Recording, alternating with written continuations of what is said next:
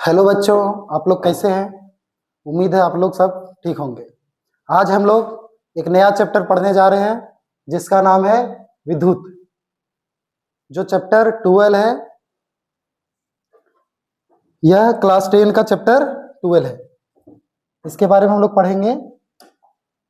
इसमें पहला टॉपिक आपका है विद्युत आवेश, क्योंकि विद्युत पढ़ने से पहले आवेश पढ़ना जरूरी है, इसलिए हम लोग पहले पढ़ेंगे विद्युत आवेश। आखिर विद्युत आवेश है क्या? इसमें बोलता है विद्युत आवेश पदार्थ का वह गुण है जिसके कारण वस्तु एक दूसरे को आकर्षित या विकर्षित करती, प्रतिकर्षित करती है। यह इलेक्ट्रॉनों के स्थानांतरण से उत्पन्न होता है। रगड़, संपर्क, प्रेरण द्वारा विद्युत आवेश उत्पन्न किया जा सकता है। हम लोग जानते हैं कि किसी भी पदार्थ, कोई भी जो पदार्थ होता है उसमें 3 कण से मिलकर बना रहता है, इलेक्ट्रॉन, प्रोटॉन और न्यूट्रॉन। जिसमें हम लोग जानते हैं इलेक्ट्रॉन जो होता है उस पे नेगेटिव चार्ज होता है, प्रोटॉन पे पॉजिटिव चार्ज होता है और न्यूट्रॉन पे कोई चार्ज नहीं होता है। तो हम लोग यहाँ देखेंगे विद्युत आवेश उत्पन्न होने के तरीके कैसे होता है। तो पहला रगड़ द्वारा क्या होता है, आपको पता है कि तत्व में पहले से क्या होते हैं, इलेक्ट्रॉन होते हैं और प्रोटॉन और न्यूट्रॉन होते हैं। तो क्या होता है कि जब कोई तत्व आपस में रगड़ा जाता है तो उसमें आवेश उत्पन्न हो जाता है। जैसे कभी देखे होंगे आप लोग कि पेन को जब हम लोग क्या करते हैं, पेन को रगड़ते हैं बाल में, सूखा हुआ बाल में, उसके बाद हम लोग छोटे छोटे कागज के टुकड़े को जब उसके सामने ले जाते हैं तो क्या होता है, वो चिपक जाता है। तो वो आवेश के कारण चिपकता है। नेक्स्ट आपका है, जैसे कि यहाँ पे एग्जांपल में दिया हुआ रगड़ने से, कांच की छड़ को रेशम से रगड़ने पर कांच धनात्मक आवेश उसमें होता है, रेशम में ऋणात्मक होता है, जिसके कारण से आवेश उत्पन्न हो जाता है दोनों को। प्लास्टिक की कंघी को सूखे बालों में रगड़ने से भी होता है। रगड़ने से क्या होता है कि इलेक्ट्रॉन एक वस्तु से दूसरे वस्तु में ट्रांसफर हो जाती है। ट्रांसफर करने के कारण ही आवेश की गतिशीलता, आवेश में गतिशीलता आ जाती है। संपर्क द्वारा जब एक आवेशित वस्तु किसी अनावेशित वस्तु को छूती है तो कुछ आवेश दूसरी वस्तु में चली जाती है। इसका ये एग्जांपल संपर्क द्वारा, आवेशित छड़ से धातु की गेंद छुआने पर गेंद भी आवेशित हो जाती है। प्रेरण द्वारा, छुए बिना, इस विधि में क्या करते हैं हम लोग, आवेशित वस्तु को पास लाया जाता है लेकिन छुआ नहीं जाता, फिर भी दूसरी वस्तु में आवेश ट्रांसफर हो जाता है। नेक्स्ट में आवेश 2 प्रकार के होते हैं। इससे पहले कि हम बात करें तो होता क्या है कि आवेश एक धनात्मक आवेश होता है और ऋणात्मक आवेश होता है। इसमें अगर बात करें हम आवेश के प्रकार में, तो धनात्मक आवेश कैसे उत्पन्न होता है, जब कोई तत्व या पदार्थ अपने इलेक्ट्रॉन को दूसरे पदार्थ को देता है तो उस पर धन आवेश उत्पन्न हो जाता है। और जब वो क्या करता है कि दूसरा से लेता है तो उस पर ऋण आवेश उत्पन्न हो जाता है। तो इस प्रकार से आवेश 2 प्रकार के होते हैं, धनात्मक आवेश और ऋणात्मक आवेश। धनात्मक आवेश में प्लस चार्ज और ऋणात्मक आवेश में माइनस चार्ज होता है। समान आवेश में विकर्षण होता है। अगर समान आवेश रहे तो उसमें विकर्षण होगा, एक दूसरे को दूर धकेलेगा, है ना, उसमें रिपल्सन होता है। दूसरा है विपरीत आवेश। आवेश अगर विपरीत हो तो एक दूसरे को आकर्षित करता है। जैसे कि धनात्मक आवेश और ऋणात्मक आवेश रहेगा तो एक दूसरे को आकर्षित करेगा। कंघी से कागज चिपक जाना इसका एग्जाम्पल है। स्वेटर उतारते समय चटकने की आवाज, जैसे रात में स्वेटर, गर्म कपड़ा जब हम लोग पहनते हैं, रात में उतारते हैं तो चटचटाने की आवाज भी आती है, वो आप लोग महसूस करते होंगे। बादलों में आवेश के कारण ही बिजली गिरती है, ये भी चीजें होती है। नेक्स्ट हम लोग बात करते हैं विद्युत आवेश का एसआई मात्रक क्या है। तो विद्युत आवेश का एसआई मात्रक कूलॉम है। यहां पे एक डिफाइन किया गया है कि 1 कूलॉम आवेश क्या होता है। ये क्वेश्चन एग्जाम में आता भी है, 1 कूलॉम आवेश से आप क्या समझते हैं। तो 1 कूलॉम आवेश वह आवेश होता है जो 1 एम्पियर धारा 1 सेकंड में प्रवाहित होती है। इसका कहने का मतलब है कि किसी भी चालक में 1 एम्पियर धारा जब 1 सेकंड में प्रवाहित होती है तो उसे 1 कूलॉम आवेश कहते हैं। यहां पे एक सूत्र होता है Q बराबर IT, जहां पे Q क्या है, विद्युत आवेश है, I विद्युत धारा है और T हमारा समय है। प्रोटॉन पर आवेश बात करते हैं तो धनात्मक, जो हम लोग पढ़ चुके हैं, है ना। तो प्रोटॉन पर आवेश जो होता है वो धनात्मक आवेश होता है। तो एक प्रोटॉन पे आवेश जो होता है उसका मान होता है 1.6 गुने 10 के पावर -19 कूलॉम। इलेक्ट्रॉन पे आवेश की बात करें तो उसका मान होता है 1.6 गुने 10 के पावर -19 कूलॉम। नेक्स्ट हम लोग देखते हैं स्थैतिक विद्युत क्या होता है। स्थैतिक विद्युत क्या होता है? स्थैतिक विद्युत वह विद्युत है जो किसी वस्तु पर जमा होकर स्थिर रहती, यानी वह बहती नहीं है। किसी भी वस्तु में जब वो वैसा विद्युत जो स्थिर रहता है, बहता नहीं है, उसको बोलते हैं स्थैतिक विद्युत। अब विद्युत धारा क्या है? किसी चालक में प्रति सेकंड प्रवाहित होने वाली विद्युत आवेश की मात्रा को, प्रति सेकंड जितना विद्युत आवेश प्रवाहित होता है उसी को हम लोग बोलते हैं विद्युत धारा। तो प्रति सेकंड कहने का मतलब अगर बात करें हम तो विद्युत धारा को आई से डिनोट करते हैं। तो क्या होता है? आवेश की प्रवाह की दर, आवेश की प्रवाह की दर। तो आवेश हमारा क्यू हो गया और जितना टाइम पर सेकंड जितना होगा, तो ये हमारा एक फार्मूला मिल रहा है, आई बराबर क्यू बटे टी। अगर क्यू की बात कर यहाँ पे है, आई विद्युत धारा है, क्यू हमारा विद्युत आवेश है और टी हमारा समय है। यहाँ पे एक और फॉर्मूला है जो आपका दिया हुआ है, आई बराबर क्यू बटे टी। अगर टी की बात करें तो यहाँ पे टी का तो टी हम लिख सकते हैं, लेकिन अगर क्यू की बात करें तो क्यू क्या है? आवेश है। तो आवेश क्या है? तो आवेश में तो इलेक्ट्रॉन है, तो जितना इलेक्ट्रॉन की संख्या, तो एक इलेक्ट्रॉन पे जो आवेश होगा, तो जितनी नंबर ऑफ इलेक्ट्रॉन होंगे उतना आवेश होगा। तो मान के चलिए एन जो हमारा है वो नंबर ऑफ इलेक्ट्रॉन है, एन जो हमारा नंबर ऑफ इलेक्ट्रॉन है और उस पर आवेश जो होता है वो हमारा, तो ये ई हो गया इलेक्ट्रॉन की संख्या।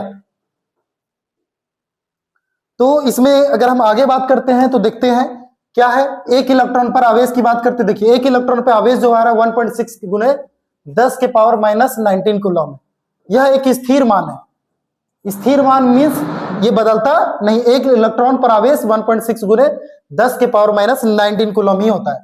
तो इलेक्ट्रॉन की संख्या निकालने का सूत्र अभी जस्ट हम बात कर रहे थे, एन बराबर क्यू बटे ई, एन बराबर क्यू बटे ई, जहां एन क्या है? इलेक्ट्रॉन की संख्या है, क्यू क्या है? कुल विद्युत आवेश है, ये हमारा एक इलेक्ट्रॉन पर आवेश है। तो यहाँ पे Q बराबर हम लोग जो पढ़े थे, Q बराबर एन ई। तो यहाँ n हमारा क्या दिया हुआ है? n हमारा दिया इलेक्ट्रॉन की संख्या। मान के चलिए हमारे पास 5 इलेक्ट्रॉन है, तो 5 लिखेंगे गुने, अब 5 इलेक्ट्रॉन पे कुल आवेश कितना होगा? तो एक इलेक्ट्रॉन पर आवेश जो हमारा होता है 1.6 गुने 10 के पावर माइनस 19 कूलम है। तो हमारे पास क्या हो गया? 1.6 गुने 10 के पावर माइनस 19 कूलम। तो ये हमारा कुल आवेश हो गया, कितना पे? 5 इलेक्ट्रॉन पे। तो इस प्रकार से ये फॉर्मूला बनता है, क्यू बराबर एन ई भी हमारा है। तो इस पे भी क्वेश्चन बनते हैं हमारा, देखते हैं आगे। इसमें कुछ न्यूमेरिकल क्वेश्चन जो फॉर्मूला पीछे पढ़े हैं उसी पे आधारित है। देखिए किसी वस्तु पर 5 गुने 10 के पावर 19 इलेक्ट्रॉन है, तो उस वस्तु पर कुल आवेश क्या होगा? अब देखिए यहाँ पे क्या है, किसी वस्तु पर इतना आवेश दिया हुआ है, क्या दिया हुआ? आवेश दिया है। तो यहाँ पे आवेश कितना होगा? उस वस्तु पर कितना कुल आवेश कितना होगा? यानी क्यू बराबर हमारा जो है आवेश क्वेश्चन पूछा हुआ है। आपको पता है ई का वैल्यू, आपको पता है अभी पढ़े 1.6 गुने 10 के पावर माइनस 19 कूलम। और हमारा जो दिया हुआ इलेक्ट्रॉन, कितना इलेक्ट्रॉन दिया वस्तु में? इतना इलेक्ट्रॉन है। तो एन बराबर इलेक्ट्रॉन की संख्या जो दी हुई है 5 गुने 10 के पावर 19 इलेक्ट्रॉन हमारे पास ये अवेलेबल है। अभी हम जस्ट पढ़े फॉर्मूला क्यू बराबर एन ई। क्यू बराबर क्या पढ़े हम लोग? N E. अगर इसको हम सॉल्व करें तो एन का वैल्यू यहां लिखते हैं हम लोग 5 गुने 10 के पावर 19, ये हमारा दिया हुआ है, इंटू 1.6 गुने 10 के पावर हमारा जो आ रहा है वो है माइनस 19। अब देखिए यहाँ पे प्लस 19 है, यहाँ पे माइनस 19 है, तो ये हमारा कट रहा है, ठीक है। अब हम क्या करेंगे, इसको गुना कर देंगे। तो 6 5 30 का 0 हमारा आ रहा है, और 5 एकम 5 और 1 6 5 30, 30 का 0 हाथ में 3 बच गया, और 5 एकम 5 और 3 8। तो हमारे पास जो आंसर आ रहा है वो हमारा है 8 कूलम। ये हमारा फाइनल आंसर है। नेक्स्ट क्वेश्चन आपका दिया हुआ है, देखते हैं। किसी पिंड पर कुल आवेश, किसी पिंड पर कुल आवेश 3.2 गुने 10 के पावर माइनस 19 कूलम है। बताइए उस पिंड में कितने इलेक्ट्रॉन है। यहाँ पे इलेक्ट्रॉन की संख्या, तो सबसे फर्स्ट में हम लोग चेक करेंगे दिया है, क्या दिया है वो हम लोग देख लेते हैं। तो इसमें क्या दिया हुआ है, आवेश हमारा दे दिया है, यानी कि Q बराबर दे दिया है 3.2 गुने 10 के पावर माइनस 19 कूलम, ये हमारे पास है। अब हमारे पास क्या पूछ रहा है, पिंड में कितने इलेक्ट्रॉन है, यानी n बराबर हमारे पास क्वेश्चन पूछ रहा है। E बराबर आपको पता है क्या होता है, E बराबर एक इलेक्ट्रॉन पे कितना चार्ज होता है, एक इलेक्ट्रॉन पे कितना आवेश होता है। तो 1.6 गुने 10 के पावर माइनस 19 कूलम। ये हमारा आंसर है, मतलब आंसर नहीं है, ई का वैल्यू है। तो हमारे पास Q बराबर, अगर क्या पूछा है Q बराबर, तो Q बराबर फॉर्मूला क्या होता है, एन ई। Q बराबर एन ई। तो यहाँ पे क्वेश्चन जो पूछा जा रहा है आपसे Q का वैल्यू, सॉरी Q का वैल्यू नहीं पूछा जा रहा है, यहाँ पे N का वैल्यू पूछ रहा है। तो अगर हम N की बात करते हैं तो N बराबर हमारा आ रहा है Q बटे E। Q बटे E। तो Q का वैल्यू हमारा दिया है 3.2। 3.2 गुने 10 के पावर माइनस 19 कूलम। नीचे की बात करें तो एक इलेक्ट्रॉन पे आवेश जो हमारा दिया है 1.6 गुने 10 के पावर माइनस 19 कूलम। तो यहाँ पे अगर बात करें तो 10 के पावर माइनस 19 से 10 के पावर माइनस 19 कट रहा है, और ये 16 दूनी 32, दो बार, यानी कि हमारे पास 2 इलेक्ट्रॉन जो है वो हमारा आंसर हो गया। तो इस प्रकार से हम देख लेंगे क्या आंसर आता है। इस प्रकार के और भी क्वेश्चन होंगे तो आप बनाएंगे। किसी चालक में 2 एम्पीयर धारा 10 सेकंड तक प्रवाहित होती है, तो चालक से प्रवाहित विद्युत आवेश ज्ञात कीजिए। फिर से देखते हैं ये क्वेश्चन, इसमें क्या दिया है, पहले देखते हैं क्या क्या दिया है हमारे पास और क्या निकालना है। तो पहले क्या दिया है, 2 एम्पीयर धारा, धारा कितना दिया है 2 एम्पीयर। तो आई का वैल्यू हमारा दिया है 2 एम्पीयर, क्योंकि आई को हम लोग बोलते हैं विद्युत धारा। विद्युत धारा आई से डिनोट किया जाता है। नेक्स्ट आपका है समय। समय जो आपका दिया है, समय को ऐसे सेकंड में, समय का यूनिट भी सेकंड है, तो क्या है 10 सेकंड दिया है, 10 सेकंड। चालक में प्रवाहित कुल आवेश, हमारे पास आवेश पूछा जा रहा है, क्या पूछा जा रहा है, आवेश, यानी कि Q बराबर क्वेश्चन। तो हम देखेंगे, अभी जस्ट पढ़े हैं Q बराबर आई टी। Q बराबर आई टी हम जानते हैं, हम जानते हैं Q बराबर आई टी होता है। तो आई हमारा कितना दिया है 2 एम्पियर, और टाइम दिया है 10 सेकंड, तो हमारे पास कितना आ गया 20, और हम निकालने कूलम, तो 20 कूलम। यही आपका आंसर होगा 20 कूलम। देखते हैं आगे क्वेश्चन।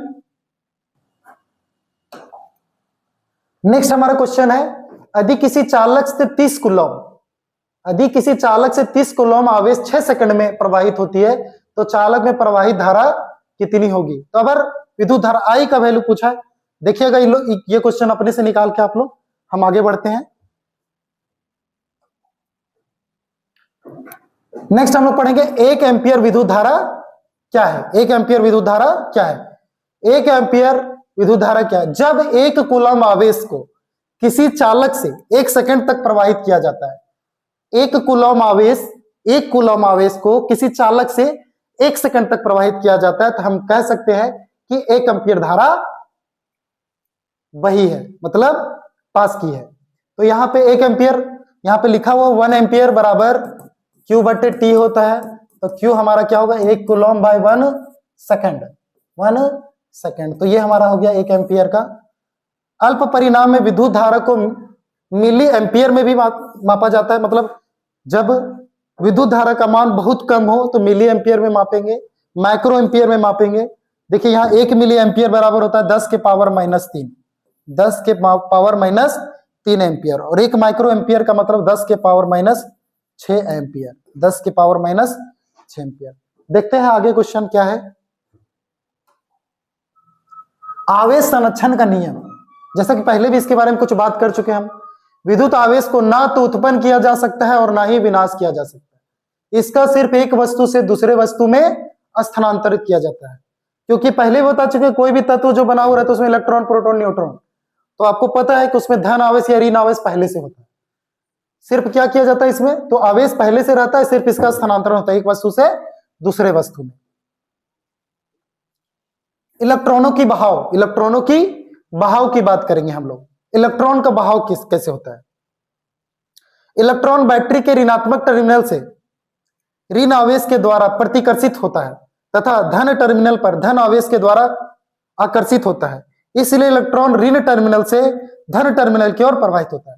इसका कहने का मतलब है, जैसे हमारे पास ये बैटरी है, यहाँ पे ऋणात्मक टर्मिनल है, यहाँ पे धनात्मक टर्मिनल है।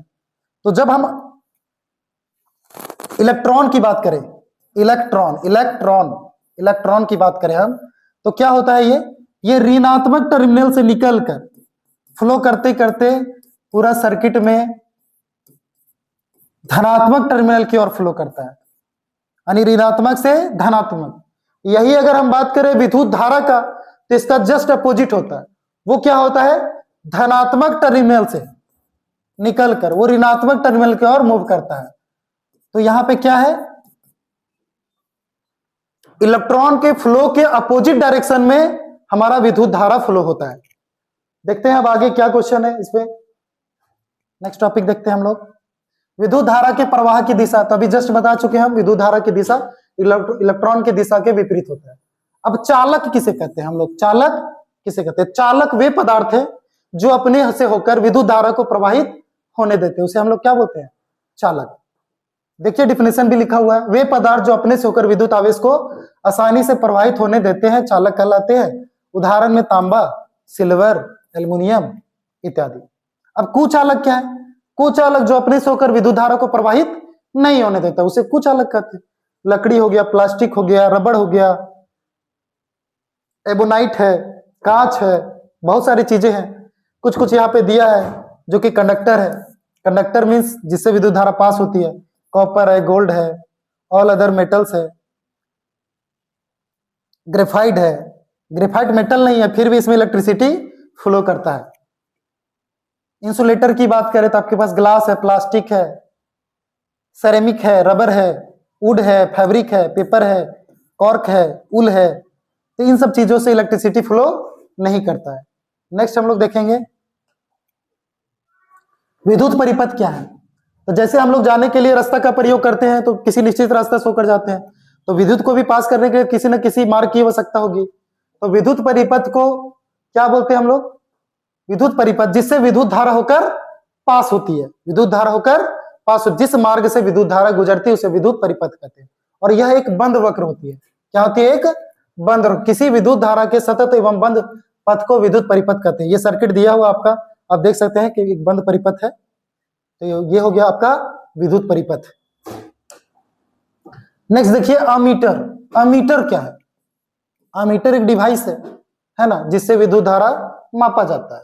विद्युत धारा मापा जाता है। क्या बोल रहा है? अमीटर वह विद्युत यंत्र है जिसकी सहायता से किसी परिपथ में प्रवाहित होने वाली विद्युत धारा का मापन किया जाता है।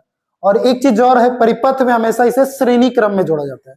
श्रेणी कहने का मतलब है कि अगर मेन सर्किट की बात करें, यहाँ पे अगर मेन सर्किट है तो श्रेणी क्रम में यहीं पे हम क्या करेंगे, अमीटर को इसी में जोड़ देंगे डायरेक्ट। अगर मान के चलिए अगर ब्रांच, देखिए यहाँ पे अमीटर जुड़ा हुआ भी है। अमीटर अगर पासों में जोड़ना रहता है तो हम लोग क्या करते हैं, एक अलग ब्रांच में हम लोग जोड़ना पड़ता है, जो कि संभव नहीं है, इसमें नहीं होता है ना।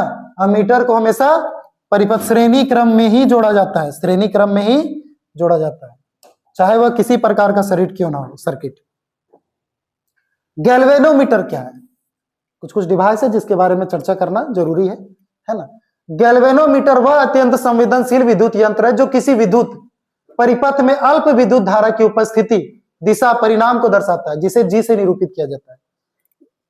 मतलब गैल्वेनोमीटर जो है वो क्या करता है, किसी भी परिपथ में विद्युत धारा प्रवाहित हो रही कि नहीं वो पता लगाएगा, ये संकेत देगा, और किस डायरेक्शन में फ्लो हो रहा है। इसका कहने का मतलब है कि अगर विद्युत धारा की मात्रा अगर बहुत अल्प हो तो भी यह इंडिकेट करेगा, इसका क्या है, इसका जो सुई है वो हिलना शुरू हो जाएगा, चाहे बाएं ओर चाहे दाएं ओर। अगर इसमें विद्युत धारा का जो मतलब जो आपका गैल्वेनोमीटर है, गैल्वेनोमीटर का तार को अगर एक्सचेंज किया जाता है तो उसका डायरेक्शन भी क्या होगा, चेंज होगा। मतलब धारा का डायरेक्शन चेंज करने से इसका सुई का भी डायरेक्शन चेंज होगा। धारा की दिशा के विपरीत दिशा में इसका सुई विक्षेपित होता है। विद्युत विभव क्या है? विद्युत विभव क्या है? इलेक्ट्रिक पोटेंशियल किसी एकांक धन आवेश, यहां पे क्या होगा, धन आवेश। धन आवेश मतलब पॉजिटिव चार्ज। एकांक धन आवेश, एकांक धन आवेश को अनंत से विद्युत क्षेत्र में किसी बिंदु तक लाने में लिया गया कार्य, लाने में किया गया कार्य, लाने में जितना कार्य करना पड़ता है उस बिंदु को विद्युत विभव कहलाता है। विद्युत विभव एक अदिश राशि है, क्योंकि इसका क्या होता है, अदिश राशि कहने का मतलब है इसमें डायरेक्शन तो होते हैं लेकिन परिणाम नहीं होता है। तो बात करेंगे विद्युत विभव बराबर क्या होता है, कार्य बटे आवेश, यानी V बराबर W बटे Q। एक फार्मूला यहां से भी प्राप्त होता है, इस पे क्वेश्चन अक्सर पूछे जाते हैं। विद्युत आवेश का SI मात्रक जूल प्रति कूलम है, जिसे वोल्ट भी कहते हैं। देखते हैं विद्युत आवेश, बढ़िया से देखते हैं एक्सप्लेनेशन। जैसे कि मान के चलिए हमारे पास धन आवेश है, कहीं स्थिर है, धन आवेश है। अब मान के चलिए इस पर जब तक अट्रैक्शन फोर्स नहीं लगेगा तब तक ये मूव नहीं करेगा, शांत रहेगा, स्थिर रहेगा। तो क्या करेंगे, मान के चलिए यहां पे धन आवेश है और हमारा चुंबकीय क्षेत्र यहां तक है, चुंबकीय क्षेत्र यहां तक है। तो किसी अनंत से अगर हम धन आवेश की बात करें तो क्या होगा कि मान के चलिए इसमें रिपल्सन होगा या अट्रैक्शन होगा। तो यहां पे क्या करेंगे कि अगर मान के चलो किसी भी बिंदु पर, किसी भी, यहां पे क्या बोल रहा है, एकांक धनावेश को अनंत से अनंत की किसी बिंदु से, अब मान के चलो यहां से हम इसको लाए विद्युत क्षेत्र में यहां तक, तो यहां से जब यहां पे एक तक लाए इसको, तो मान के चलिए कुछ तो कार्य हुआ। तो इस बिंदु पे ये क्या कहलाएगा, विभव कहलाएगा। तो वो ये विद्युत किसी बिंदु तक लाने में जितना कार्य करना पड़ता है उस बिंदु का विभव कहलाता है। तो मतलब यहां से इस आवेश को यहां से यहां तक लाने में जो कार्य किया गया वो ए बिंदु पर विभव हो गया, और वो है विभव ए। दूसरा अगर बात की, इसी को अगर मान के चले यहां से ना लाकर हम बिंदु बी पर लाए, तो यहां से यहां तक बिंदु बी पर लाने में जो कार्य किया गया वो बिंदु बी पर विभव हो गया। तो मतलब विभव ए पर अलग हो गया और बी पर अलग हो गया, तो इसको विभव बोलते हैं। जबकि एक और टॉपिक है हमारा विभवांतर। तो क्या होता है विभवांतर, जैसे कि ये विभव हो गया, अब मान के चलिए ए बिंदु पर हमारा विभव है, अब इसको एक बिंदु पर ये है हमारा, यहाँ पे VA हो गया और VB हो गया, तो दो बिंदुओं पर जो विभव है वो अलग अलग है। अब दोनों बिंदुओं पर तो अलग अलग है, तो दोनों बिंदुओं पर जो विभव का अंतर होगा उसको हम लोग बोलेंगे विभवांतर। देखिए नेक्स्ट टॉपिक में लिखा हुआ होगा विभवांतर, पोटेंशियल डिफरेंस, किन्हीं दो बिंदुओं के बीच विभव के अंतर को विभवांतर। जैसे हम बोले थे VA माइनस VB, ये हो गया विभवांतर, क्योंकि VA पे एक विभवांतर था और VB पर विभव अलग था, दोनों अलग अलग था। तो हमारे पास क्या विभवांतर का मतलब हो गया दो बिंदुओं के बीच विभव में जो भी अंतर पाया जाता है उसी को बोलते हैं हम लोग विभवांतर। इलेक्ट्रॉन तभी गति करते जब किसी परिपथ या चालक के दोनों सिरों के बीच विभवांतर हो। विभवांतर को बनाए रखने के लिए क्या जरूरी है, बैटरी, और दूसरा है डायनेमो। डायनेमो बोलते हैं, जनरेटर को भी बोलते हैं, विद्युत जनरेटर को भी डायनेमो बोलते हैं हम लोग, है ना। देखिए विभवांतर की परिभाषा दिया हुआ है, अगर एग्जाम में आता है तो लिखिएगा। विद्युत क्षेत्र में स्थित किसी आवेश को एक बिंदु से दूसरे बिंदु तक ले जाने में जितना कार्य करना पड़ता है उसे उन दोनों बिंदुओं के बीच का विभवांतर कहते हैं। इसका कहने का मतलब है, मान के चले ए के पास है यानी कि VA और दूसरा है VB, तो इस बिंदु से A से B तक जो ले जाने में, विभव को ले जाने में जो कार्य होता है उसी को हम लोग बोलते हैं विभवांतर। नेक्स्ट हम लोग देखते हैं दो बिंदुओं के बीच विभवांतर। दो बिंदुओं के बीच विभवांतर, किसी धारावाही विद्युत परिपथ के दो बिंदुओं के बीच विद्युत विभवांतर को हम उस कार्य द्वारा परिभाषित करते हैं जो एकांक आवेश को एक बिंदु से दूसरे बिंदु तक ले जाने में, सब तो पढ़ चुके हैं। दो बिंदुओं के बीच विभवांतर V बराबर किया गया कार्य बटे आवेश है, यानी V बराबर W बटे Q। V जो है विभवांतर का भी होता है V नोटेशन, और किसका होता है, विभव का भी V होता है, दोनों का फॉर्मूला भी सेम है आपका। नेक्स्ट हम लोग देखते हैं, इसमें एक चीज और भी दिया है, क्या दिया है, विद्युत विभवांतर का SI मात्रक वोल्ट होता है, जिसे इटली के भौतिक विज्ञानी एलेसांद्रो वोल्टा के नाम पर रखा गया। किसका नाम, एलेसांद्रो वोल्टा के नाम पर रखा गया है, विभवांतर का नाम वोल्ट। अधिक किसी बिंदु तक, उसी से रिलेटेड एक क्वेश्चन लगता है दिया हुआ है,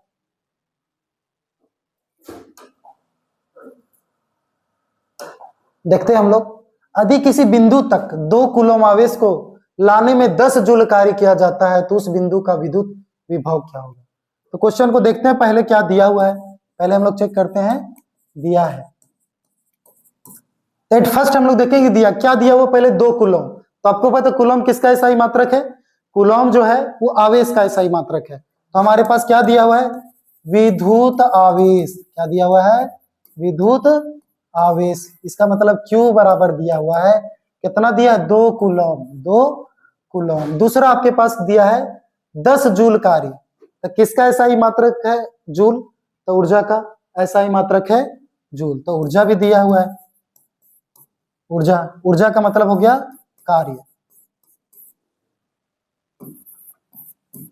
कितना दिया है, 2 जूल, 2 जूल। पूछ रहा है क्या हमके, मेरे पास विद्युत विभव, विभव पूछ रहा है। क्या पूछ रहा है, विभव। इसका मतलब V बराबर हमारे पास क्वेश्चन है। और जस्ट हम लोग क्या पढ़े, V बराबर क्या पढ़े अभी, W/Q। क्या पढ़े, V बराबर W/Q पढ़ चुके हम लोग। तो V बराबर क्या जानते हैं हम लोग, हम जानते हैं, क्या जानते हैं, V बराबर W/Q। तो सॉल्व करेंगे हम कि W कितना दिया हुआ है, W दिया है 2, और तुम्हारा क्या दिया हुआ है, कार्य भी हमारा दिया है 2 जूल, तो ये भी 2 काट देंगे तो हमारा एक आंसर आ रहा है। और कितना होगा, 1 वोल्ट, 1 वोल्ट हमारा सही आंसर है, 1 वोल्ट। नेक्स्ट देखते हैं हम लोग, एक बिंदु का विद्युत विभव 5 वोल्ट है। यानी कि फिर से क्वेश्चन दिया हुआ है, देखिए दिया है इसमें, क्या दिया है इसमें दिया हुआ है V बराबर दिया हुआ है 5 वोल्ट, ठीक है। कूलॉम Q बराबर दिया है 4, सॉरी Q बराबर दिया 4 कूलॉम। हमारे पास W बराबर क्वेश्चन दिया हुआ है, W बराबर क्वेश्चन। तो हम लोग क्या करेंगे, देखते हैं, अभी जस्ट पढ़े हम लोग, V बराबर क्या पढ़े थे, W/Q। V बराबर पढ़े थे W/Q। तो W बराबर क्या होगा, W बराबर होगा V इंटू Q। तो हम लोग देखेंगे V कितना दिया हुआ है 5 और Q हमारा दिया 4, तो हमारे पास 20। और यहाँ पे क्या है, कार्य है, तो कार्य का SI मात्रक क्या होता है, कार्य का SI मात्रक जूल होता है, जूल। तो इसलिए हम इसको क्या लिखेंगे, जूल लिखेंगे। तो हमारा आंसर है 20 जूल। नेक्स्ट हम लोग देखते हैं वोल्ट मीटर। वोल्ट मीटर क्या है, तो वोल्ट मीटर एक ऐसी युक्ति है, वोल्ट मीटर एक ऐसी युक्ति है जिसका प्रयोग हम वोल्टेज मतलब विभवांतर को मापने में करते हैं, उसको हम लोग क्या बोलते हैं, वोल्ट मीटर। तो यहाँ पे देखिए, वोल्ट मीटर एक यंत्र है जिसे चालक के 2 सिरों के बीच उत्पन्न विभवांतर को मापा जाता है। वोल्ट मीटर को परिपथ में सदैव समांतर क्रम में जोड़ा जाता है। यहाँ पे देख सकते हैं कि ये हमारा मेन सर्किट दिया हुआ है, इसमें विभवांतर को एक अलग से वोल्ट मीटर को पासर क्रम में जोड़ा गया है। किसमें जोड़ा गया है, पासर क्रम में। वोल्ट मीटर का ये साइन इसी तरह होता है ना, ये पॉजिटिव साइड है, ये नेगेटिव साइड है। 1 वोल्ट विभवांतर क्या होता है, ये भी एग्जाम में कभी कभी देखने को मिलता है कि 1 वोल्ट विभवांतर से आप क्या समझते हैं। यदि किसी विद्युत धारावाही चालक के 2 बिंदुओं के बीच 1 कूलम आवेश को एक दूसरे बिंदु तक ले जाने में 1 जूल कार्य किया जाता है, तो उन 2 बिंदुओं के बीच विभवांतर 1 वोल्ट होता है। 1 वोल्ट मीन्स 1 जूल/1 कूलम। तो ये भी हमारा क्लियर हो गया। नेक्स्ट अगर बात करते हैं सेल किसे कहते हैं, सेल क्या है, सेल एक ऐसी युक्ति है जो अपने अंदर संचित रासायनिक ऊर्जा का उपयोग करके किसी चालक के 2 सिरों के बीच विभवांतर उत्पन्न करता है, जिससे आवेशों में गति आती है और विद्युत धारा बहने लगती है। क्योंकि आपको पता है आवेश जब तक आवेश में गति नहीं आएगा तब तक धारा नहीं बहेगी। तो ये हमारा है विद्युत सेल की बात हो रही है, और विद्युत सेल का नोटेशन हमारा है, ये हमारा प्लस टर्मिनल है, ये हमारा माइनस टर्मिनल है। तो ये हमारा इसका साइन है, ये सर्किट में आपको देखने को भी मिलेगा। नेक्स्ट देखिए बैटरी। बैटरी क्या होता है, तो बैटरी क्या होता है, कॉम्बिनेशन ऑफ सेल। मतलब इसका कहने का मतलब ये हो गया कि जब हम 2 या 2 से अधिक सेलों को आपस में जोड़ते हैं ना, तो बैटरी का निर्माण होता है। तो क्या है यहाँ पे, 2 या 2 से अधिक सेलों के संयोजन से बने युक्ति को क्या बोलते हैं, बैटरी। देखिए आप लोग घर में इस प्रकार की बैटरी का यूज करते होंगे। अब देखिए यहाँ पे कितना सेल है, एक सेल हमारा ये हो गया, दूसरा सेल हमारा ये हो गया।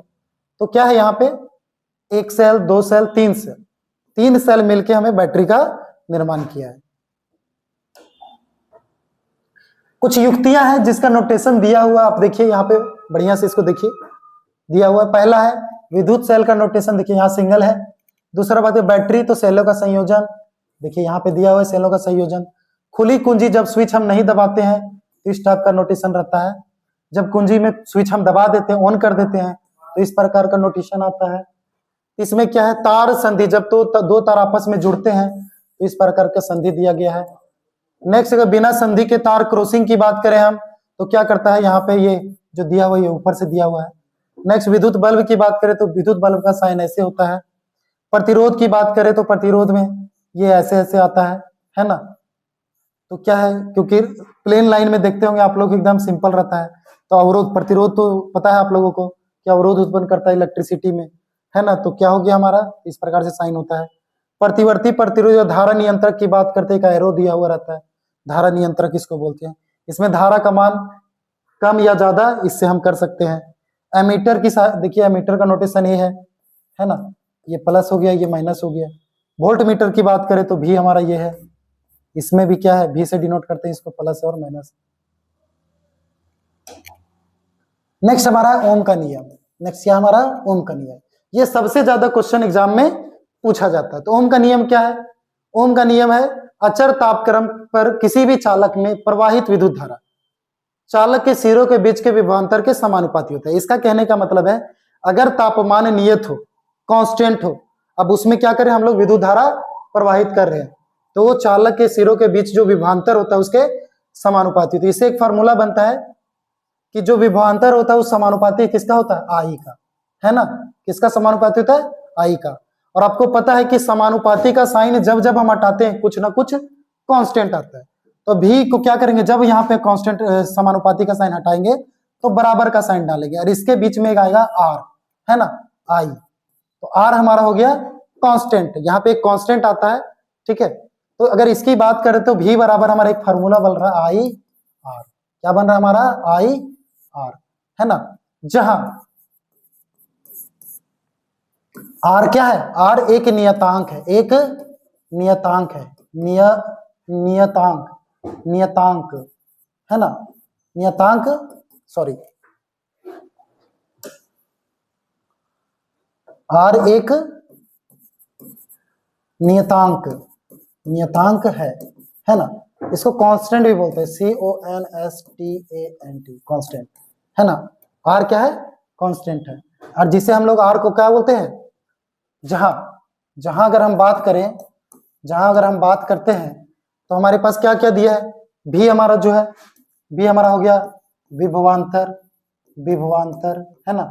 तुम्हारा दूसरा है आई की बात करें तो आई हमारा हो गया विद्युत धारा। दूसरा अगर हम बात करें आर की, तो आर को हम लोग बोलते हैं प्रतिरोध। क्या बोलते हैं हम लोग, प्रतिरोध। आर को हम लोग प्रतिरोध, मतलब यहाँ पे आर जो है वो क्या है, प्रतिरोध है। तो ओम का नियम सत्यापन के लिए क्या करेंगे हम लोग, ओम के नियम के सत्यापन के लिए परिपथ में धारा नियंत्रक, जिसे रियोस्टेट भी कहते हैं ना, कुंजी हो गया विद्युत कुंजी, स्विच जिसको बोलते हैं, अमीटर, बैटरी को श्रेणी क्रम में जोड़ेंगे, साथ ही वोल्ट मीटर को पासों क्रम में जोड़ेंगे। पासों क्रम को समांतर क्रम भी बोलते हैं, है ना। जब स्विच को हम लोग दबाएंगे तो धारा, परिपथ में धारा बहने लगेगी, है ना। तो क्या होगा, जब परिपथ में धारा बहने लगेगी तो अमीटर की सहायता से क्या करेंगे हम लोग, धारा का मान ज्ञात कर लेंगे, वोल्ट मीटर की सहायता से विभवांतर का मान ज्ञात कर लेंगे, है ना, और उसको नोट कर लेंगे। अब क्या है, रियोस्टेट, जिसे धारा नियंत्रक कहते हैं। तो रियोस्टेट की सहायता से क्या करेंगे, धारा का मान हम बदलेंगे, अलग अलग रियोस्टेट, कभी कम कभी ज्यादा करेंगे। तो हम प्रत्येक कंडीशन में देखेंगे या देखते हैं कि धारा का मान जो है एक निश्चित अनुपात में आता है ना। V/I का मान जो है एक निश्चित अनुपात में आता है, निश्चित अनुपात मतलब समान अनुपात में आता है ना। तो इसी से ओम का नियम सिद्ध होता है। इसका एक ग्राफीय निरूपण भी है दिया हुआ, तो इस प्रकार से देखिए ओम के नियम के सत्यापन के सर्किट दिया हुआ है। यहाँ पे देखिए विभवांतर जुड़ा हुआ है, यहाँ पे आपका मीटर जुड़ा हुआ है, यहाँ पे रियोस्टेट भी है, रियोस्टेट है जिसकी सहायता से हम क्या करेंगे, धारा का मान बदलेंगे। दूसरा आपके पास यहाँ बैटरी है, यहाँ कुंजी है ना, सारा कुछ दिया हुआ, पूरा सर्किट दिया हुआ है। नेक्स्ट अगर बात करें तो इसका ग्राफीय निरूपण की बात करें, है ना, तो ग्राफीय निरूपण की बात करें, ग्राफीय सत्यापन जिसको हम लोग बोल सकते हैं ग्राफीय, एक मिनट, इसका मतलब ग्राफीय सत्यापन की बात करें तो जब भी तथा आई के बीच ग्राफ खींचा जाता है ना, ग्राफ द्वारा सत्यापन, सॉरी यहां पे हम करेंगे इसको ग्राफ द्वारा सत्यापित, ग्राफ द्वारा, है ना, सत्यापित, ग्राफ द्वारा सत्यापित, है ना। तो क्या होगा, जब भी तथा आई के बीच में ग्राफ खींचा जाता है तो एक सरल रेखा प्राप्त होता है जिससे ओम का नियम सिद्ध होता है। इसका कहने का मतलब है, हमारे पास देखिए एक ग्राफ यहां खींचा गया है, अब क्या है कि यहां सरल रेखा ये नहीं है, इससे तो ओम का नियम सिद्ध नहीं होता है। लेकिन ओम का नियम सिद्ध कैसे होता है, जब भी तथा, ये तो गलत है, ओम्स लॉ फॉलो नहीं कर रहा है।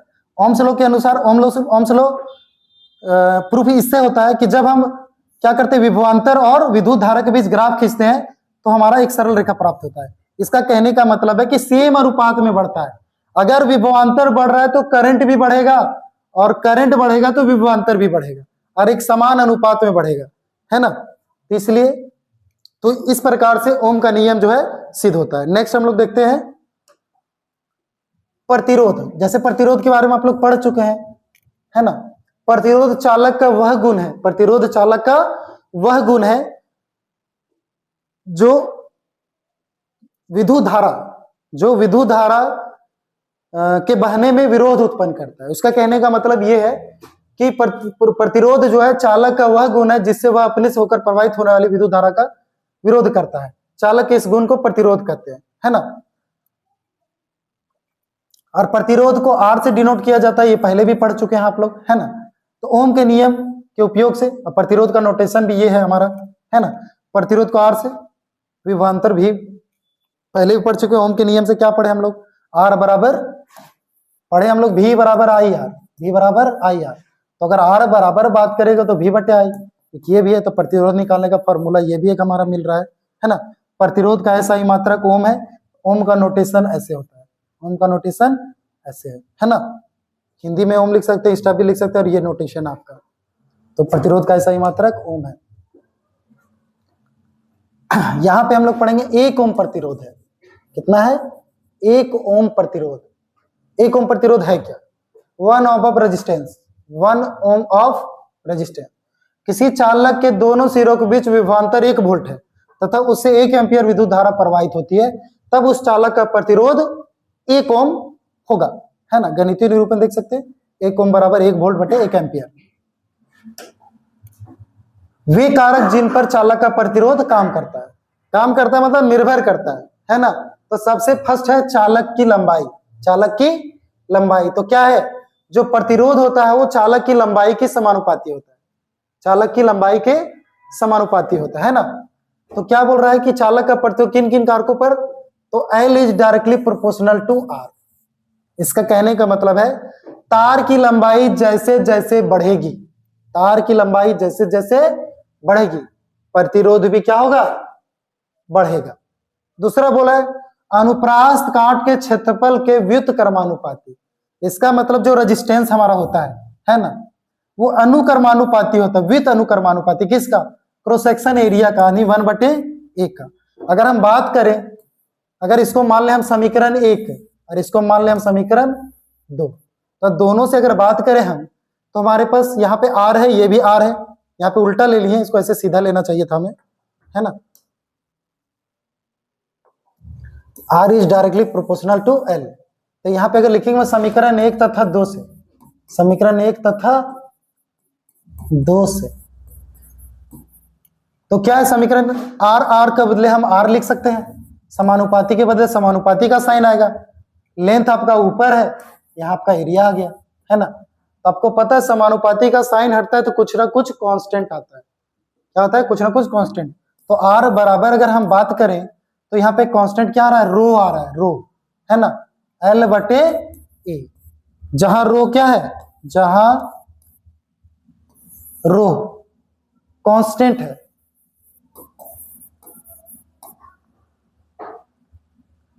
स्थिरांक जिसको बोलते हैं स्थिरांक, है ना, कांस्टेंट। जहां रो कांस्टेंट मतलब स्थिरांक है, स्थिरांक है ना। और इसे हम लोग क्या बोलते हैं, प्रतिरोधकता। इसे हम प्रतिरोधकता भी बोलते हैं, प्रतिरोधकता। और प्रतिरोधकता का ऐसा मात्रक, प्रतिरोधकता का एसआई मात्रक ओम मीटर होता है।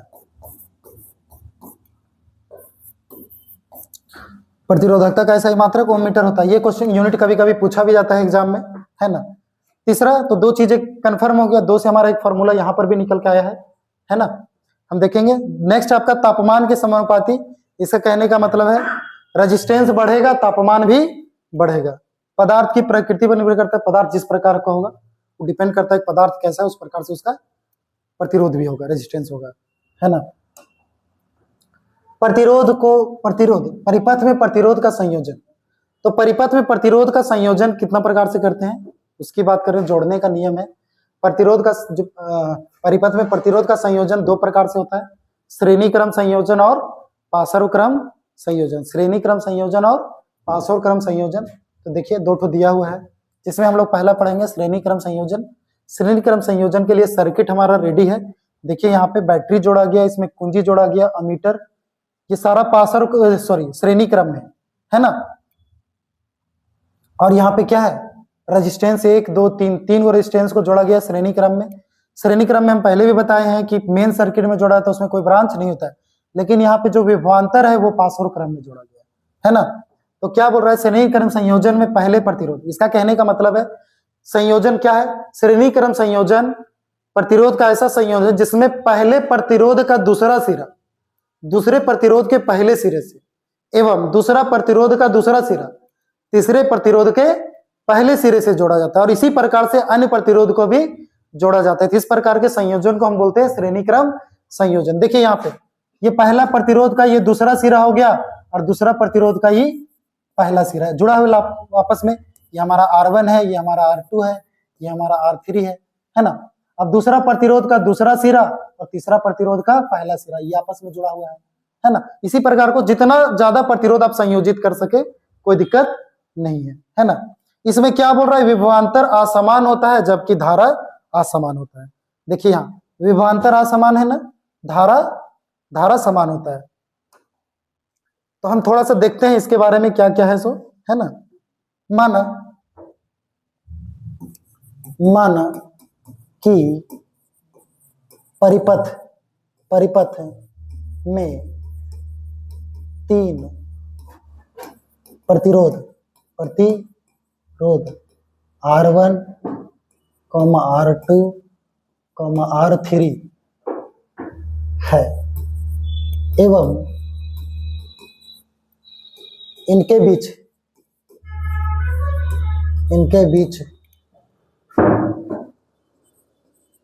विभवांतर V1, V2 और V3 है तथा धारा I है। ओम के नियम से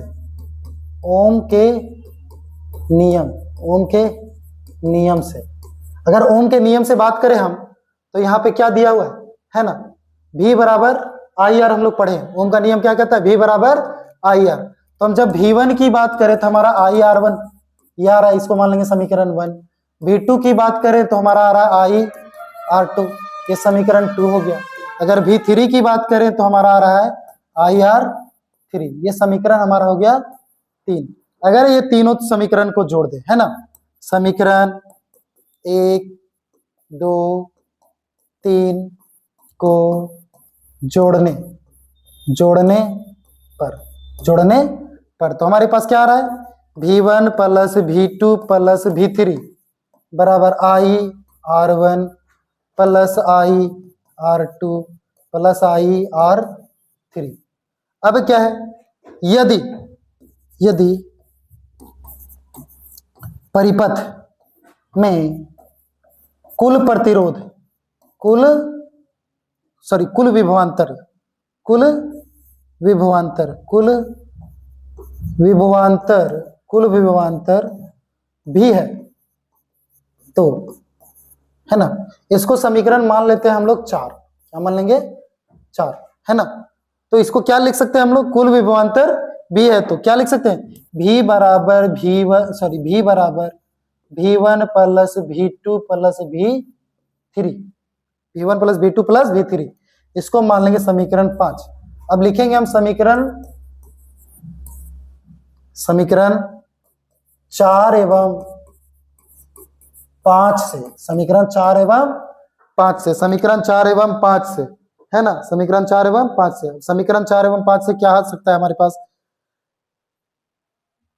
4 में V1 V2 V3 के जगह हम क्या लिख सकते हैं? V लिख सकते हैं। तो V बराबर I R1 plus I R2 plus I R3, ये हमारे पास आ गया। हम जानते हैं V बराबर क्या होता है? I R, तो यहाँ पे हो गया I R1 plus I R2 plus I R3, है ना। तो यहाँ पे तो I ठीक है, R भी ठीक है, यहाँ पे I सब में है तो कॉमन कर लेंगे। यहाँ हो गया R1 plus R2 plus R3, है ना। तो यहाँ पे क्या आ रहा है?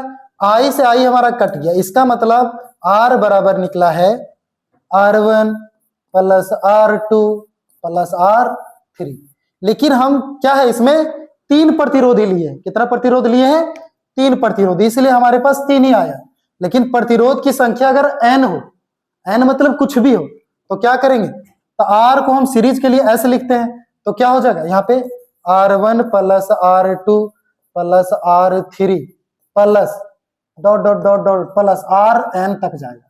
कहां तक जाएगा? Rn तक। इस प्रकार से सीरीज कॉम्बिनेशन हमारा प्रूव होता है। तो यही हमारा जो है श्रेणी क्रम संयोजन है। एग्जाम के दृष्टि से ये लॉन्ग क्वेश्चन है, थोड़ा ध्यान से देखिएगा, कोई दिक्कत नहीं होगा।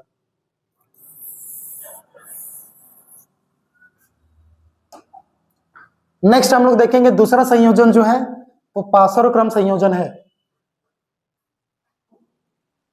दूसरा हम लोग बड़े प्रतिरोधों के कारण पासर क्रम संयोजन देखते हैं, है ना। पासर क्रम संयोजन, इसमें कुछ दिया हुआ है, ये हमारा जो है देख लेते हैं थोड़ा सा।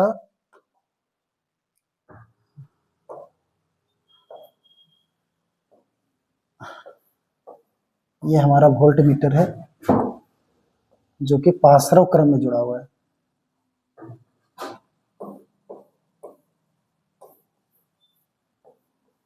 थोड़ा मिस्टेक हो गया था सर्किट में, देखते हैं। समांतर क्रम संयोजन है क्या? देखिए, अब आपके पास कितनों भी ज्यादा प्रतिरोध हो, उससे कोई लेना देना नहीं। सभी प्रतिरोधों को एक बिंदु से, जितना भी प्रतिरोध होगा सबको, सबके प्रति जितने भी सारे प्रतिरोध है उसके प्रथम सिरा को एक बिंदु से कनेक्ट करिए और सभी का दूसरा सिरा को दूसरे बिंदु से कनेक्ट करिए। तो इस प्रकार के संयोजन को हम लोग बोलते हैं पासर क्रम संयोजन। देखते हैं डिफिनेशन। समांतर क्रम संयोजन को पासर क्रम संयोजन भी कहते हैं। सभी प्रतिरोधों के पहले सिरे को एक बिंदु से यहाँ एक से जोड़ दिया गया है, सभी प्रतिरोध के दूसरे सिरों को दूसरे बिंदु से जोड़ दिया गया है। तो प्रतिरोध किस प्रकार संयोजन को समांतर क्रम संयोजन कहते हैं। इसमें धारा असमान होती है और विभवांतर समान होती है, ये चीजें हमेशा याद रखना आपको। इसमें धारा असमान है, विभवांतर समान है। देखते हैं इसको भी हम लोग क्या करेंगे, प्रूफ करेंगे, है ना। तो माना अब देख लेते हैं यहाँ पे क्या क्या दिया हुआ है। देखिए यहाँ पे है ना, 3 रेजिस्टेंस दिया हुआ है आपका R1 R2 R3। अब देखिए एक बिंदु से तीनों जुड़ा हुआ है, इसका प्रथम सिरा इस बिंदु से, R1 का भी, R2 का भी प्रथम सिरा इस बिंदु से, R3 का भी इसी बिंदु से, दूसरा सिरा एक बिंदु से जुड़ा हुआ है। तो इस प्रकार के संयोजन को बोलते हैं हम लोग पासर क्रम संयोजन। और इसमें जो वोल्ट मीटर आपका दिया हुआ है, जो भी दिया हुआ है ना, वो भी पासर क्रम में ही जोड़ा गया है। क्योंकि आपको पता है वोल्ट मीटर को हमेशा पासर क्रम में ही जोड़ते हैं, मीटर को श्रेणी क्रम में जोड़ते हैं, है ना। बाकी तो बैटरी आपका श्रेणी क्रम में है, कुंजी भी आपका है, मीटर तो दिया हुआ है आपका। ये सर्किट भी बनाना होगा जब आप क्वेश्चन बनाएंगे तो, है ना। इसमें भी मानना पड़ेगा, माना कि परिपथ में 3 प्रतिरोध है ना, R1 कॉम R2 एवं R3 को पार्श्व क्रम में जोड़ा गया है तथा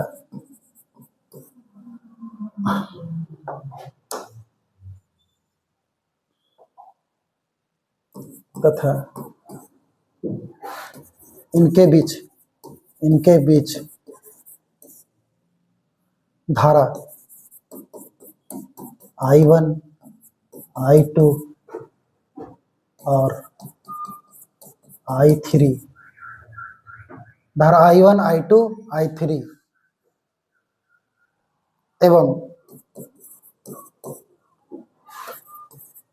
विभवांतर भी है। इसमें भी ओम के नियम से हम लोग प्रूव करेंगे। ओम के नियम से अभी हम पढ़े थे V बराबर आई आर। तो I बराबर क्या होगा, V बटे आर हो जाएगा। I बराबर V बटे आर। तो हम जब I1 की बात करें, हम किसकी बात करें, I1 की बात करें, तो क्या हो जाएगा, सॉरी एक मिनट, I1 की बात करें हम, तो हमारा आ रहा है V बटे R1। यह हमारा इक्वेशन 1 हो गया। अगर I2 की बात करें तो V बटे R2, I3 की बात करें तो V बटे R3 हो गया, है ना। तो इसको मान लेंगे समीकरण 1, ये हो गया समीकरण 2, ये समीकरण हो गया 3।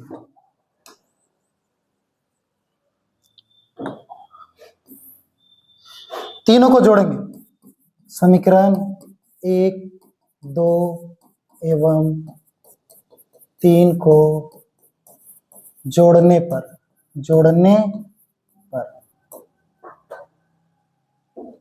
I1 plus I2 plus I3, I1 I2 plus I3 बराबर V बटे R1 प्लस V बटे R2 प्लस V बटे R3, है ना। इस समीकरण, इसको मान लेंगे 4, समीकरण 4 मान। यदि, है ना, यदि परिपथ में समतुल्य धारा I हो तो I बराबर क्या हो जाएगा, I1 plus I2 plus I3, इसको मान लेंगे 5। अब समीकरण 4 और 5 से, समीकरण 4 एवं 5 से, समीकरण 4 एवं 5 से, तो अगर समीकरण 4 और 5 की बात करें तो I1 I2 I3 के जगह हम I लिख सकते हैं, है ना। इधर क्या होगा, V बटे R1 प्लस V बटे R2 प्लस V बटे R3। तो I बराबर, अभी हम V बटे R पढ़े हैं, तो V बटे R इसको हम लिख ही सकते हैं, है ना। तो क्या हो रहा है, V बटे R1, यहाँ पे V कॉमन कर लेते हैं, इसमें V क्या करते हैं हम लोग, कॉमन कर लेते हैं, यहीं से V कॉमन कर लेते हैं। जैसे V यहाँ से कॉमन करेंगे, इधर क्या हो जाएगा, 1 बटे R1 प्लस 1 बटे R2 प्लस 1 बटे R3, ये हमारे पास आ गया। अब इसको और आगे सॉल्व करेंगे हम लोग, है ना। तो क्या आ रहा है, यहाँ बच रहा है V बटे R बराबर, तो यहाँ V है, यहाँ पे है 1 बटे R1 प्लस 1 बटे R2 प्लस 1 बटे R3। V से V हमारा कट गया, बचा क्या, 1 बटे R बराबर 1 बटे R1 प्लस 1 बटे R2 प्लस 1 बटे R3। तो पार्श्व क्रम संयोजन जो हमारा है वो यही है, लेकिन इसमें भी अगर प्रतिरोध की संख्या बढ़ती है, तो जब n प्रतिरोध की संख्या n अगर हम लोग लेते हैं तो इसको क्या करेंगे, 1 बटे R P लेते हैं। P पैरेलल का साइन है, पैरेलल मतलब समांतर क्रम को संयोजित कर, समांतर क्रम संयोजन का नोटेशन है P। तो क्या हो जाएगा, हमारे पास जो आंसर हमारा आने वाला है वो हमारा है 1 बटे R1 प्लस 1 बटे R2 प्लस 1 बटे R3 plus dot dot dot plus 1 बटे Rn तक जा सकता है। तो इस प्रकार से संयोजित करेंगे तो ये हमारा हो गया पार्श्व क्रम संयोजन। तो पासोक्रम संयोजन भी आपका कंप्लीट हो चुका है ना। अब एक चीज और इसमें जानेंगे, कभी भी अगर किसी भी सर्किट में बोले आपसे कि प्रतिरोध का अधिकतम, मतलब प्रतिरोध जब संयोजित किया जाता है किस रूप से संयोजित किया जाए कि अधिकतम प्रतिरोध प्राप्त हो, तो हमेशा श्रेणी क्रम में अधिकतम प्रतिरोध प्राप्त होता है, और निम्नतम की बात करें तो पासोक्रम में निम्नतम होता है। तो ये भी याद रखिएगा, एमसीक्यू में कभी कभी पूछा जाता है ये क्वेश्चन। नेक्स्ट आपका है श्रेणी क्रम संयोजन की तुलना में पासोक्रम संयोजन के क्या लाभ है।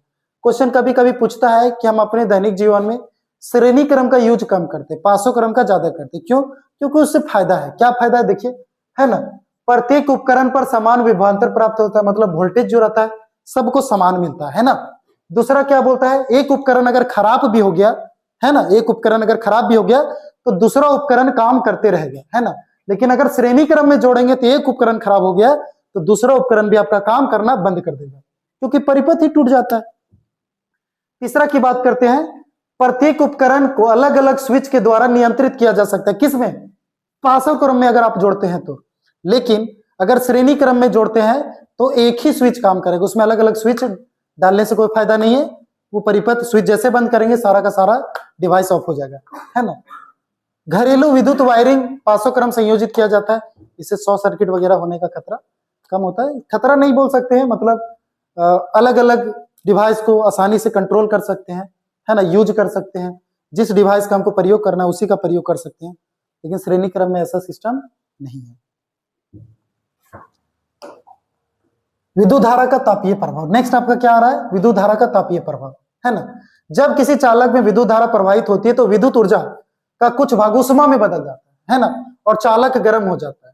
विद्युत धारा के इस कारण उत्पन्न उष्मा को ही विद्युत धारा का तापीय प्रभाव कहते हैं, है ना।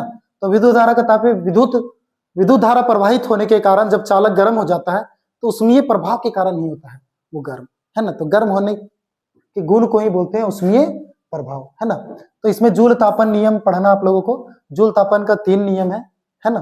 देखते हैं प्रथम नियम क्या है। जूल तापन का प्रथम नियम कहता है, इस नियम के अनुसार किसी चालक में उत्पन्न उष्मा उस चालक में प्रवाहित धारा के वर्ग के समानुपाती होती है। इसका कहने का मतलब है जो हीट होगा, है ना, वो डायरेक्टली प्रोपोर्शनल होगा किसका, विद्युत धारा के स्क्वायर का। विद्युत धारा के स्क्वायर का, स्क्वायर कहने का मतलब है वर्ग, है ना। दूसरा की बात करें, जूल तापन का दूसरा नियम कहता है, इस नियम के अनुसार किसी चालक में उत्पन्न उष्मा उस चालक प्रतिरोध के समानुपाती होता है। इसका कहने का मतलब है प्रतिरोध बढ़ेगा तो हीट भी बढ़ेगा। इसलिए कोई भी विद्युत बल्ब वगैरह में जो टंगस्टन होता है, जो फिलामेंट जलता है, वो टंगस्टन का बनाया जाता है, क्योंकि उसका प्रतिरोध बहुत हाई रहता है, जिसके कारण से वो गर्म होता है, गर्म होने के कारण जलने लगता है ना। तो यहाँ पे देखेंगे हम लोग, इस नियम के अनुसार किसी चालक में उत्पन्न उष्मा उस चालक के प्रतिरोध के समानुपाती होता है। इसका कहने का मतलब है जो उष्मा होगा उस किसका समानुपाती होगा, प्रतिरोध का, है ना। किसका समानुपाती होगा, प्रतिरोध का। तीसरा नियम देखते हैं, इसको समीकरण 2 मान लीजिए, है ना। तीसरा जो आपका है जूल तापन का तीसरा नियम कहता है, इस नियम के अनुसार किसी चालक में उत्पन्न उष्मा उस समय टी के समानुपाती होते हैं, क्योंकि जैसे जैसे समय बीतेगा टेम्परेचर बढ़ते जाएगा, उष्मा बढ़ते जाएगा। तो हीट जो है उष्मा का भी क्या है, सॉरी, हीट जो है आपका वो समय का भी समानुपाती। इसको मान लेंगे समीकरण 3। अगर समीकरण तीनों की बात करें, समीकरण 1, 2 एवं 3 से, तो एक फॉर्मूला यहां पर भी बनता है ना। समीकरण 1, 2 एवं 3 से क्या हो गया, H तो सब में है तो H कॉमन हो गया आपका, प्रोपोर्शनल का साइन भी डाल दिए हम, है ना। अब हमारे पास पहला जो था वो किसका स्क्वायर था, आई स्क्वायर, है ना। दूसरा था रेजिस्टेंस, ये था, और तीसरा है समय, तो हमारे पास ये आ गया, है ना। जब H की बात करते हैं तो बराबर, आपको पता है कि जब भी हम समानुपाती का साइन हटाते हैं तो कुछ ना कुछ कांस्टेंट आता ही है ना। तो हम K डाल देंगे, क्या डाल देंगे, K, है ना। तो K यहाँ पे आई स्क्वायर हो गया, यहाँ R हो गया, और यहाँ पे आपका T हो गया, है ना। तो H की बात करते हैं, है ना। तो H की बात करते हैं, इससे पहले अगर मानो यदि जो हम कांस्टेंट माने, यदि, है ना, K बराबर 1 हो, एक क्या हो, 1 हो, तो हमारे पास क्या आ जाएगा, H बराबर आई स्क्वायर आर टी। क्या रहा है, आई स्क्वायर आर टी। तो इससे क्या है, उष्मा, विद्युत उष्मा का एक फार्मूला बनकर आया है ना। तो यहाँ से भी आप क्वेश्चन प्राप्त कर सकते हैं, मतलब क्वेश्चन बना सकते हैं, इस पे बेस्ड क्वेश्चन भी है एग्जाम में। ठीक है, पूछे जाते, अक्सर पूछे जाते इस फॉर्मूला पे बेस्ड क्वेश्चन। अब हम देखते हैं आप लोग इसको और किस तरह बदल। एच तो हमारा ठीक है, यहाँ आई स्क्वायर है ना, आई स्क्वायर है ना, और हमारा क्या दिया हुआ है, आई स्क्वायर दिया और आर टी दिया है। क्या दिया है, आई स्क्वायर आर टी, है ना। तो क्या करेंगे हम लोग, आई तो ठीक है ना, तो भी बराबर क्या होता है, भी बराबर होता है आई और टी। क्या होता है, आई और टी होता है। क्या होता है, भी सॉरी क्यू बराबर होता है आई टी। ये फर्स्ट ही आवेश वाला पढ़े थे, क्यू बराबर आई टी। तो अगर एक आई टी की बात करें तो यहाँ पे लिख लेते हैं हम आई ले लेते हैं इसका, और यहाँ पे ले देते हैं हम टी। क्या ले लिए, टी। उसके बाद गुना में यहाँ एगो आई बच रहा है और एक यहाँ आर बच रहा है।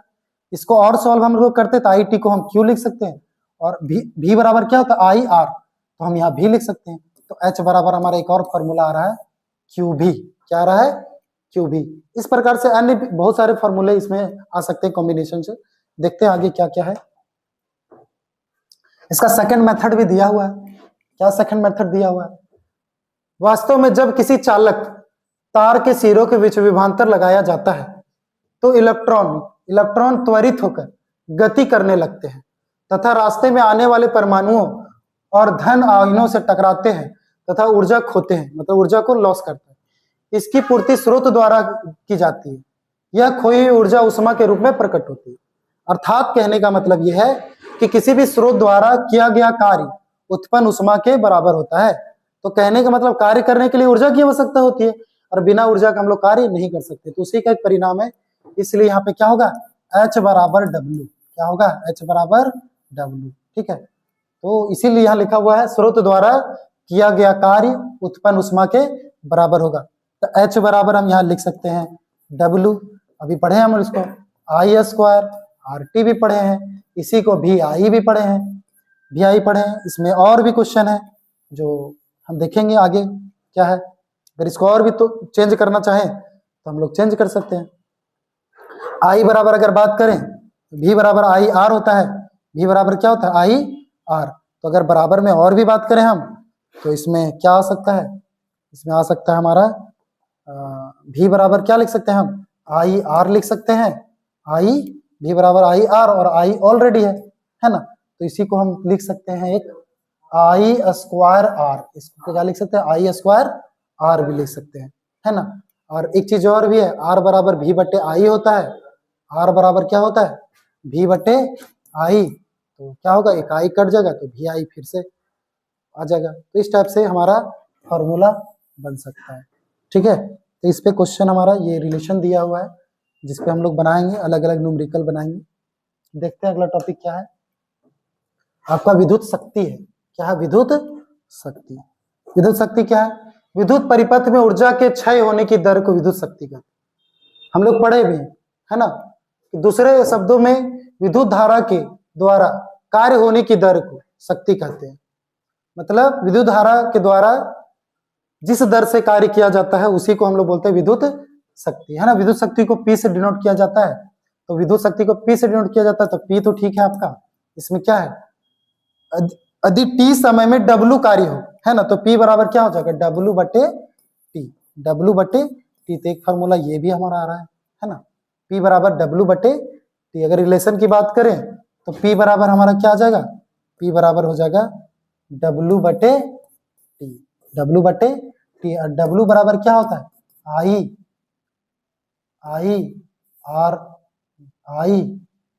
Square R T.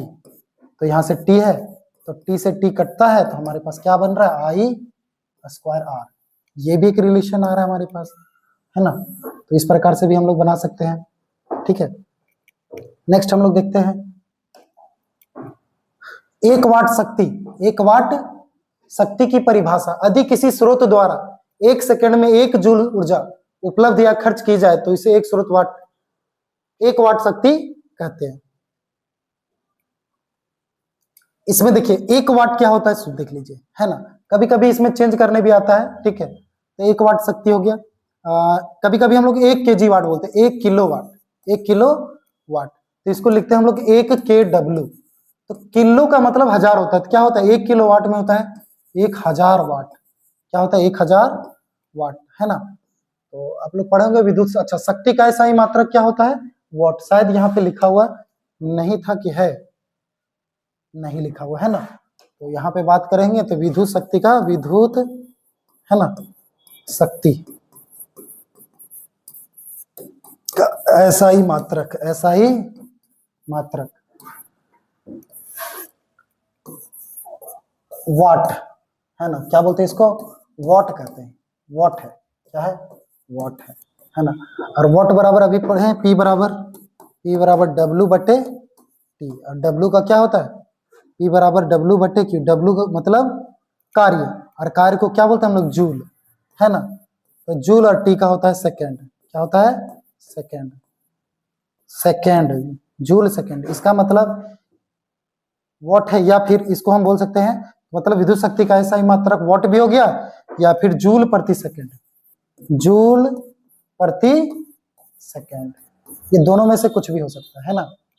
ठीक है, नेक्स्ट हम लोग देखते हैं किलोवाट घंटा मात्रक या यूनिट क्या होता है। बोलता है 1 किलोवाट घंटा तो 1 यूनिट। 1 किलोवाट घंटा को 1 यूनिट बोलते हैं। जैसे मीटर में जब भी हम लोग विद्युत यूज करते हैं, इलेक्ट्रिसिटी यूज करते हैं, तो बोलते हैं 1 यूनिट का चार्ज लिया जाता है हम लोगों से, है ना।